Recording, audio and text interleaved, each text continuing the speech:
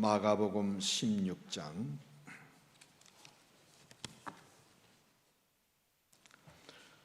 우리 11절 한 절만 읽겠습니다. 나머지 본문은 제가 말씀을 전하는 중에 읽도록 하겠습니다. 우리 11절 시작. 그들은 예수께서 살아나셨다는 것과 마리아에게 보이셨다는 것을 듣고도 믿지 아니하였느니라. 그들은 예수께서 살아나셨다는 것과 마리아에게 부활하신 주님께서 나타나 보여주신 것을 듣고도 믿지 아니하였다. 여러분, 예수님의 이 부활 사건은 논쟁하고 또 토론할 내용이 아닙니다. 시간과 공간 속에서 일어났던 히스토리컬 팩트, 역사적 사건입니다. 그래서 인정하고 받아들여야 할 내용이지 이게 사실이냐 아니냐 논쟁하고 토론할 일이 아닌 것입니다. 이순신 장군이 몇 척 안 되는 배를 가지고 일본 해군을 이렇게 물리친 것은 역사적인 사건입니다. 시간과 공간 속에서 분명히 있었던 사건입니다. 그런데 그런 것이 있었는지 사실인지 이순신 장군이 정말로 실존했던 인물인지 토론하고 논쟁하는 것은 아무 의미가 없습니다. 왜? 시간과 공간 속에서 정말 일어났던 실제 했던 사건, 팩트이기 때문에 그렇습니다. 이 땅에 많은 종교들이 있지만은 이 죽음의 문제를 해결한 종교는 없습니다. 사망을 이긴 인간이 없어요. 다 죽음으로 끝났습니다. 공자는 73세에 죽어가지고 중국 청평양에 무덤을 남겼습니다. 석가모니는 80세에 죽어서 인도 참수서당에 무덤을 남기고 있습니다. 마호멧은 63세에 죽어서 아라비아 메카에 웅대한 무덤을 남겼습니다. 자, 질문 하나 드립니다. 세상에 불확실한 것이 많습니까? 확실한 것이 많습니까? 인생을 살아보니까는 불확실한 것이 많습니까? 확실한 것이 많습니까? 거의 모든 것이 불확실합니다. 여러분의 사업도 불확실합니다. 여러분의 자녀들도 불확실합니다. 장래도 불확실합니다. 건강도 불확실합니다. 여러분의 미래와 생명도 다 불확실합니다. 그런데 확실한 게 딱 한 가지 있습니다. 죽음입니다. 죽음. 한 번 태어난 사람은 반드시 죽게 되어 있습니다. 이 죽음을 피해 보려고 얼마나 많은 사람들이 애를 쓰고 시도해 봤는지 모릅니다. 죽음을 피할 수 있고 생명을 연장할 수만 있다면 별의별 일을 다 했습니다. 일제기 중국 한무제는 장생불사하겠다고 매일 아침 이슬 모닝듀를 먹고 살았습니다. 그런데도 죽었습니다. 진시황은 불로초를 캐려고 삼신산에 500명의 소년 소녀들을 보내면서 불로초를 구하기 전에는 돌아오지 말라. 결국 500명의 소년 소녀들이 깊은 산에서 늙어서 죽고 말았습니다. 영원히 돌아오지 않는 불기의 객이 되고 말았습니다. 세계 여러 나라에는 영생의 꿈을 담은 미라가 있습니다. 이집트에도 있고 칠레에도 있고 중국에는 모택동, 러시아에는 레닌, 북한에는 김일성, 김정일, 미라가 있습니다. 천문학적인 돈을 들여가지고 시체를 보존하면서 살아있는 사람처럼 보여주고 있지만은 그 시체가 살아났습니까? 죽음을 이긴 인생은 아무도 없습니다. 그런데 예수님은 부활하셨습니다. 그래서 이 부활절이야말로 기독교만이 가질 수 있는 자랑이고 영광이고 축제입니다. 부활이 없는 종교가 무슨 구원을 말할 수 있겠습니까? 죽음으로 끝난 종교가 무슨 영생을 말할 수 있다는 겁니까? 기독교는 사람의 이성으로 알 수 없는, 이성으로 알 수 있는 이런 진리가 아닙니다. 사람의 머리 이성으로 알 수 있는 진리가 아니에요. 그래서 기독교의 진리는 신비입니다. 잘 들으세요. 다 알고 다 이해하고 그리고 믿으려면 평생 못 믿습니다. 절대 알고 믿으려고 하지 마세요. 그러면 평생 고민하다가 구원을 놓치게 됩니다. 그래서 믿고 아셔야 됩니다. 믿으면 알게 됩니다. 어린아이가 태어나잖아요. 자기 부모님을 확인하려고 안 합니다. 처음에는 핏덩어리입니다. 눈도 못 뜹니다. 누가 엄마인지 누가 간호사님인지 모릅니다.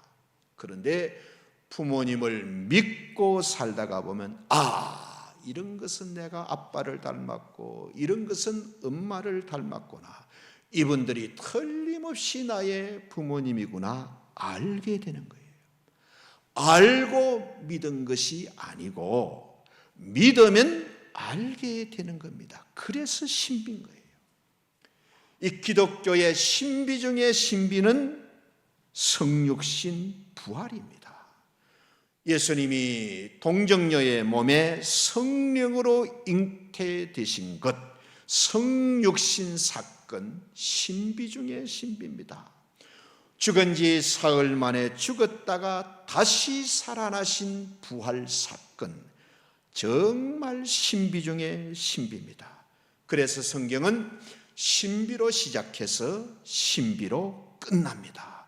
성육신은 인간 구원의 시작이고 부활은 인간 구원의 완성인 것입니다. 자, 오늘 본문의 이 여인들을 보십시오. 예수님을 정말 사랑했던 사람들입니다.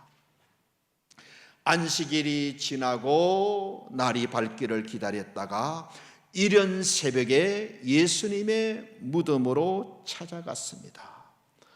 로마 군병들이 예수님의 사형을 집행할 때는 너무 무서워서 가까이 갈 수 없었기 때문에 예수님이 십자가에서 못 박혀 돌아가시는 것을 멀리서 가슴을 치며 지켜볼 수밖에 없었습니다. 그러면서 우리가 장례라도 잘 치러야 할 텐데 터지고 찢어진 상처라도 좀 닦아드리고 좀 쌈에 드렸어야 할 텐데 우리가 예수님의 시신에 향유라도 좀 부어드려야 할 텐데 그래서 향유를 준비해 놓고 빨리 안식일이 지나기를 기다렸습니다. 예수님을 향한 사랑과 정성이 얼마나 대단합니까? 살아있을 때는 그렇다 하더라도 이 여인들은 예수님이 운명하시는 것을 똑똑히 봤잖아요. 그런데도 시신이라도 좀 닦아드리고 상처라도 좀 싸매드리고 싶어서 향유를 준비해 놓았다가 이른 아침에 무덤으로 달려온 겁니다. 그때 팔뚝 굵은 남자 제자들은 다 어디에 가 있었습니까? 여러분, 결정적일 때는요, 남자보다 여자가 더 강한 경우가 많습니다. 우리 집 큰아이가 2살 때 계단에서 굴러가지고 턱 밑이 찢어졌습니다. 여러분이 우리 집 사람을 잘 알잖아요. 키도 작은 사람이 이 피가 철철 흐르는 아들을 안고 달리는데 제가 보니까는 거의 우샤인 볼트였어요. 칼 루이스급이었습니다. 얼마나 그 아이를 안고 빨리 달리는지 저는 그때 다짐했습니다. 만약에 전쟁이 일어나면 나는 집을 지키고 우리 집사람을 전방에 보내야 되겠다. 여러분, 남편들 잘 들으세요. 부인들을 예사롭게 생각해서는 안 됩니다. 보통 부엌에서 다루는 것들이 뭡니까? 칼, 포크, 쇠붙이, 불입니다. 쇠붙이, 불, 이런 것을 조직 사이에서는 연장이라 그럽니다. 연장. 이 부인들은 이런 것이 늘 손에 익은 장비들입니다. 그래서 여러분, 북핵 걱정하지 마세요. 한국의 애국 아주머니들이 계시잖아요. 우리 한국 아주머니들은 아들 2 정도 낳고 나면 아무것도 무서워하는 것이 없는 사람이 됩니다. 너무너무 강하고 담대한 사람들이 되어 있습니다. 남편들이 집에 퇴근하면 거기 부인이 있는 것이 아니고 아주 무서운 분이 거기 앉아 계시는 거예요. 자, 성경을 보면 이 여인들이 갈릴리에서부터 예수님을 따라왔던 사람들이에요. 예수님을 향한 사랑과 섬김이 정말 지극했던 사람들이에요. 시신의 향유라도 발라드리고 싶어서 제자들은 다 무서워서 멀리 도망가고 없는데, 여러분, 로마 군인들이 예수님의 사형을 집행했잖아요. 당시 예수님의 이 사형은 로마와 유대인 사이에 아주 예민했던 초미의 관심사였습니다. 총독 빌라도는 예수님이 죄가 없다는 것을 거듭 확인했습니다. 그런데도 워낙 유대인들이 억지를 부리니까는 정치적인 타협을 해가지고 예수님을 십자가에 못 박도록 그들의 요구를 들어준 거예요. 그래서 살인 경험이 많고 이를 깔끔하게 마무리 지을 수 있는 아주 엘리트 장교를 뽑았을 겁니다. 그리고 사형을 집행토록 해서 예수님을 십자가에 못 박아 죽이고 군인들을 세워서 무덤을 지키게 했습니다. 빌라도의 명령이 없어는 단 1cm의 움직임도 없도록 딱 돌을 굴려서 임봉해 막았습니다. 그런 불이익이 그런 장소까지 찾아갔던 여인들입니다. 얼마나 예수님을 사랑했으면, 예수님에 대한 헌신이 얼마나 크고 강했으면 그렇게까지 했겠습니까? 무덤으로 가면서 걱정스럽게 이야기를 나눕니다. 누가 우리를 위해서 그 돌을 굴러줄까? 향유를 발라드리기 위해서 무덤으로 들어가야 하는데 돌문으로 막아놓은 거 봤잖아요. 임봉까지 쳐놓은 것을 봤잖아요. 얼마나 무섭고 걱정이 되었겠습니까? 그런데 무덤 가까이 와보니까는 무덤을 막고 있던 그 큰 돌이 벌써 옆으로 굴러져 있었던 거예요. 시신이라도 한 번 더 보고 싶고 그 시신에 향유라도 발라드리고 싶어서 새벽같이 달려왔는데 이미 무덤이 열려 있었던 거예요. 그 빈 무덤에 하나님이 천사를 보내주셨습니다. 함께 읽습니다. 무덤에 들어가서 흰옷을 입은 한 청년이 우편에 앉은 것을 보고 놀라매 청년이 이르되 놀라지 말라. 너희가 십자가에 못 박힌 나사렛 예수를 찾는구나. 그가 살아나셨고 여기 계시지 아니하니라. 보라, 그를 두었던 곳이다. 놀라지 말라. 너희들이 십자가에 못 박혀 죽은 나사렛 예수를 찾고 있는구나. 그가 살아나셨다. 여기 계시지 않는다. 그가 누우셨던 곳을 보라. 자, 여러분, 여인들이 이 말을 들은 시간과 장소가 어디입니까? 이른 새벽에 캄캄한 무덤 앞에서 흰옷 입은 천사들로부터 이런 말을 들었습니다. 제가 이 말씀을 가만히 묵상해 보니까는요, 여인들이니까는 그 말을 듣고 그래도 살았지, 남자들 같았으면요 아주 심장마비가 되거나 쭉 뻗어버렸을 겁니다. 천사의 말을 들은 이 여인들은 무서워서 도망을 치듯이 무덤을 빠져나옵니다. 성경을 보니 아무에게도 아무 말도 하지 못했다.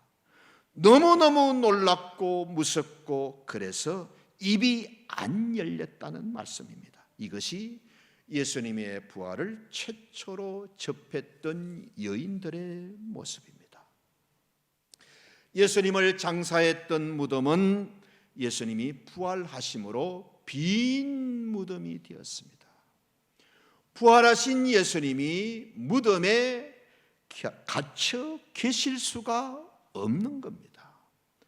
여러분, 인간의 역사가 시작된 이래로 아담이요 모든 사람은 다 무덤이 종착점이었습니다. 다 무덤을 향하여 가는 숙명의 나그네들이었습니다. 다 무덤으로 끝났다는 말씀입니다. 그 누구도 죽음을 피하지 못하고 무덤으로 내려갔습니다. 그 무덤이 모든 것을 삼켜버렸습니다. 사랑하는 가족도, 자식도, 사랑도, 명예도, 출세도 무덤이 다 삼켜버렸습니다. 무덤에서 살아나온 사람이 없습니다. 무덤이 인간의 마지막이었습니다. 누가 우리를 위해서 무덤을 막고 있는 돌을 굴러줄까? 걱정하는 질문에 천사의 대답은 이렇습니다. 함께 읽습니다. 전에 너희에게 말씀하신 대로 살아나셨느니라. 인자가 죽임을 당하고 죽은 지 3일 만에 살아나리라. 나는 부활이요 생명이니 나를 믿는 자는 죽어도 살게 될 것이다. 여러분, 전에 너희에게 말씀하시던 대로 예수님은 살아나셨다. 전에 어떤 말씀하셨나요? 인자가 죽임을 당하고 죽은 지 사흘 만에 다시 살아나게 될 것이다. 나는 부활이고 생명이다. 나를 믿는 자는 죽어도 살게 될 것이다. 예수님은 부활의 첫 열매, 농사를 지었습니다. 열매가 먼저 맺히는 것도 있고 나중 맺히는 것도 있습니다. 그런데 제일 먼저 맺힌 첫 열매가 주는 메시지가 뭡니까? 금년에 이런 열매가 계속해서 많이 맺힐 것이라는 걸 보여주는 것이 첫 열매입니다. 예수님은 부활의 첫 열매. 그래서 우리도 나중에 부활할 것을 믿는 것입니다. 그래서 예수님은 나는 부활이고 생명이다. 무덤에 갇힐 수가 없다. 다만 죄인인 우리를 대신해서 십자가에 죽어 주셨던 겁니다. 우리의 죄값으로 얼마 동안 무덤에 계셨습니다. 그러나 죄값을 다 치른 후에는 무덤을 열고 부활하신 겁니다. 예수님이 부활하셨다는 것은 어떤 의미가 있느냐? 십자가에서 우리의 죄가 다 사함을 받고 용서를 받았다는 말씀입니다. 예수님께서 십자가에서 우리의 죄값을 완전히 지불해 주셨다. 하나님 앞에서 우리의 모든 죄값을 다 계산해 주셨다. 부활하신 예수님을 믿으면 죄 없다 함을, 어렵다 함을 받는다는 말씀입니다. 그래서 성경은 무엇이라고 말합니까? 함께 봅니다. 예수는 우리 범죄함 때문에 십자가에 내어줌이 되고 우리가 어렵다 인정을 받게 하시려고 다시 살아나셨다. 우리의 죄 때문에 십자가에 내어줌이 되셨고 우리가 어렵다는 인정을 받게 하시려고 죄값을 다 치루어 주시고 죄값이 다 계산 끝났다는, 우리의 죄가 용서받았다는 것을 확인시켜 주시려고 다시 부활하셨다. 만약에 예수님께서 다시 부활하지 않으셨다면 우리의 죄값이 완전히 해결되었다는 보장이 없습니다. 죄값을 대신 치르겠다는 분이 죽어 버렸다면 그 일은 실패잖아요. 예수님이 죽었다가 살아났기 때문에 죄값이 다 치루어지고 죄값이 다 끝난 것입니다. 죄값을 치렀기 때문에 우리는 죄 씻음을 받게 되었고 죄 사함을 얻게 된 것입니다. 이걸 증명해 주는 것이 예수님의 부활하심입니다. 여러분, 부활이 없는 종교들을 보십시오. 불교에서는요, 석가모니의 사리를 굉장히 자랑합니다. 그 사리를 모신 절간을 아주 신성시합니다. 그런데 우리가 믿는 예수님은 부활하신 주님이시고 지금도 성령으로 우리와 함께 하시는 주님이십니다. 이집트 사람들은 파라오의 무덤인 피라미드를 굉장히 자랑합니다. 피라미드 앞에 서면요, 입이 쩍 벌어집니다. 아니, 그 시대에 어떻게 저 큰 돌을 저기까지 들고 올라가서 쌓았을까? 이해가 안 됩니다. 미스터리입니다. 인도 사람들은 대리석으로 화려하게 지은 타지마할 묘를 자랑합니다. 중국 사람들은 진시황이 묻힌 지하 아방궁을 자랑합니다. 그래서 크고 웅장한 무덤들을 많이 자랑합니다. 그러나 우리 예수님은 자랑할 무덤이 없습니다.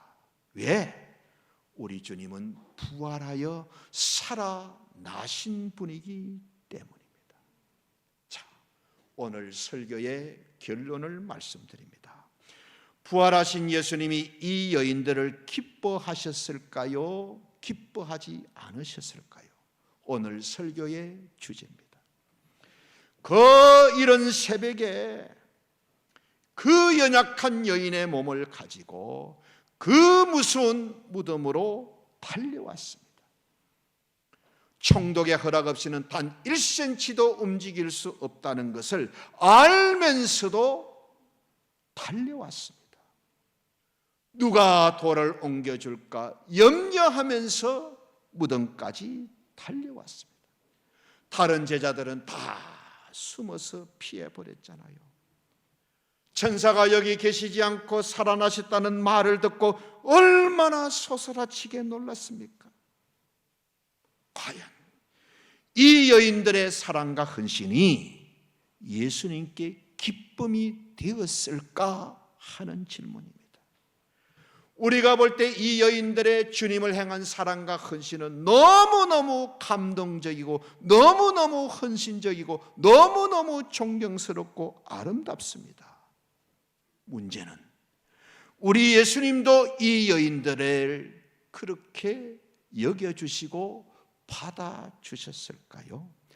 여인들의 그 헌신, 그 사랑, 그 향유를 준비하였다가 이른 새벽부터 그 무서운 죽음의 무덤까지 달려온 것을 예수님이 기뻐하셨을까?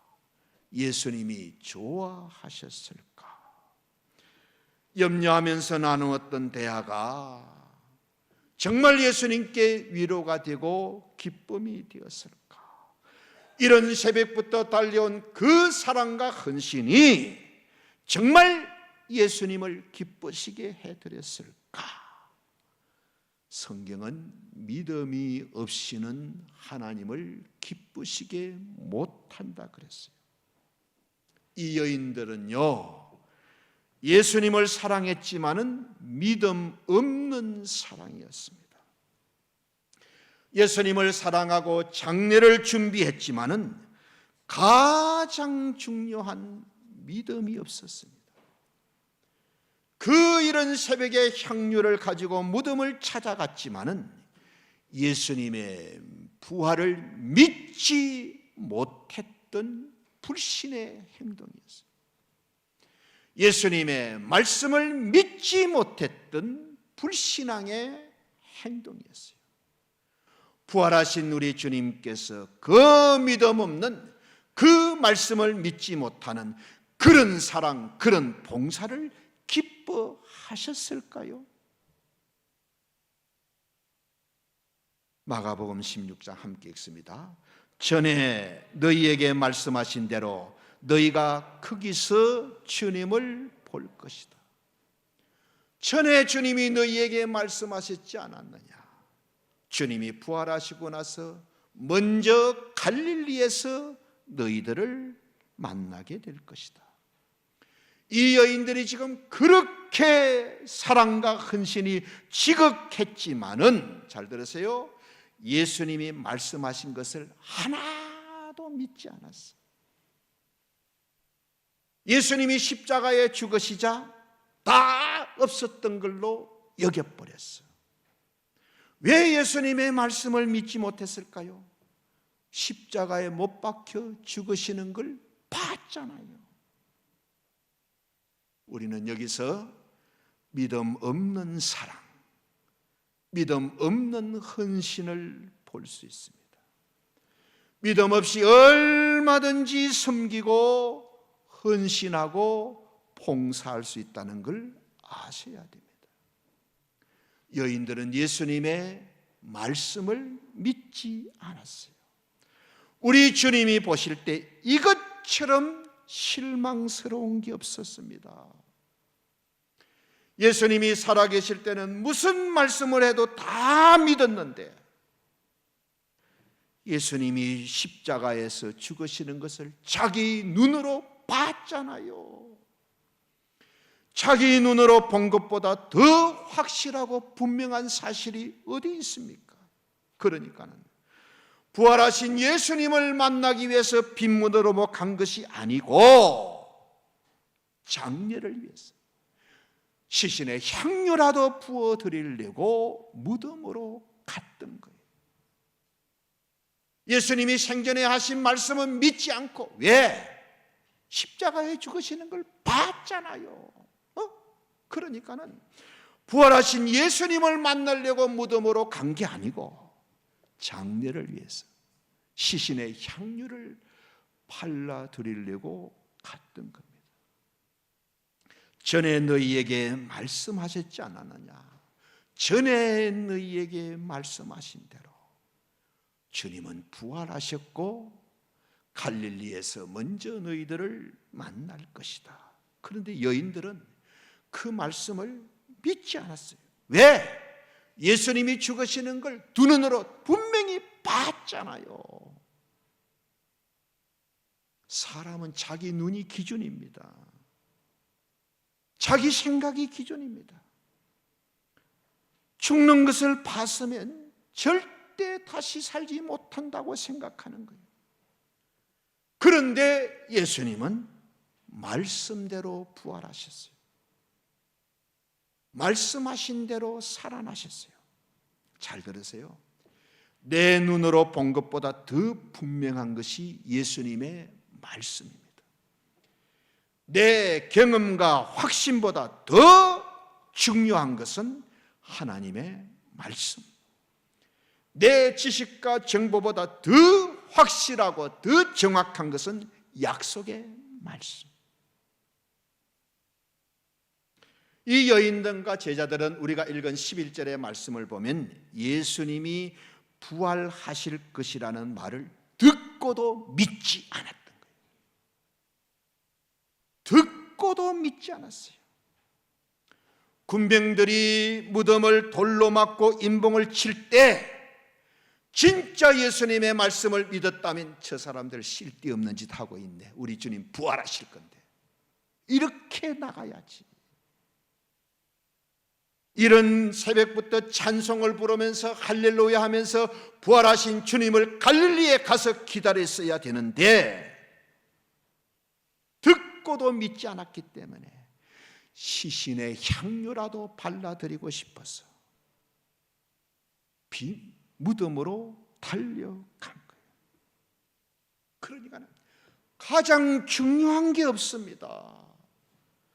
다른 것은 다 있는데 믿음만 없습니다.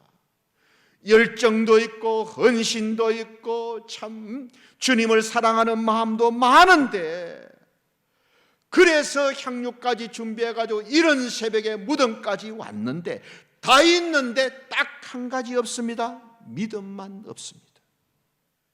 얼마나 부활하신 우리 예수님이 실망스러웠겠어요. 네? 얼마나 실망스러워요.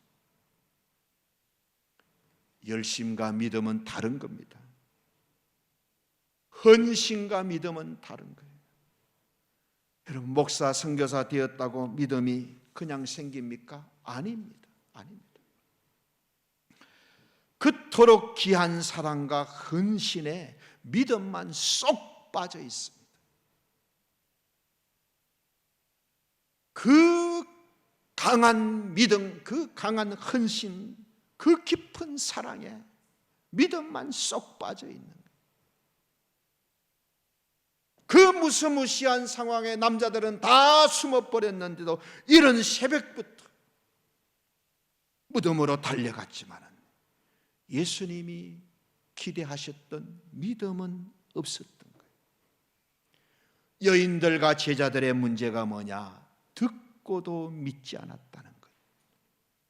예수님의 말씀보다 자기 눈을 더 믿었고, 들은 말씀보다 자기 생각을 더 앞세웠던 거예요. 요즘 한국 교회를 보십시오. 이 교회들이 말씀 중심이 아니고 교인 중심이 되어가고 있어요. 교인들의 신기를 건드리면 안 돼. 교인들에게 아주 기쁨조가 되어 주어야 됩니다. 교회의 머리는 예수님인데 사람이 머리가 되죠. 예수님의 몸된 교회가 아니고 사람이 주인 되는 교회가 되고 있어요. 말씀대로 살자 하면, 말씀대로 살자면 아주 듣기 싫어합니다.